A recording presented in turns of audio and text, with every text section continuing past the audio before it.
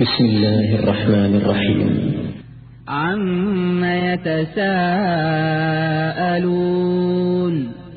عن النبأ العظيم الذي هم فيه مختلفون كلا سيعلمون ثم كلا سيعلمون ألم نجعل الأرض مهادا والجبال أوتادا وخلقناكم أزواجا وجعلنا نومكم سباتا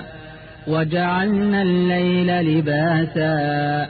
وجعلنا النهار معاشا وبنينا فوقكم سبعا شدادا وجعلنا سراجا وهاجا وأنزلنا من المعصرات ماء ثجاجا لنخرج به حبا ونباتا وجنات ألفافا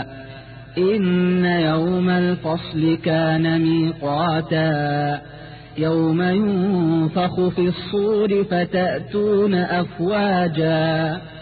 وفتحت السماء فكانت أبوابا وسيرت الجبال فكانت سرابا إن جهنم كانت مرصادا للطاغين مآبا لابثين فيها أحقابا لا يذوقون فيها بردا ولا شرابا إلا حميما وغساقا جزاء وفاقا إنهم كانوا لا يرجون حسابا وكذبوا بآياتنا كذابا وكل شيء أحصيناه كتابا فذوقوا فلن نزيدكم إلا عذابا إن للمتقين مفازا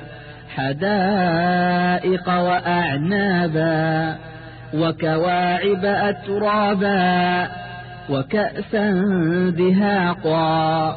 لا يسمعون فيها لغوا ولا كذابا جزاء من ربك عطاء حسابا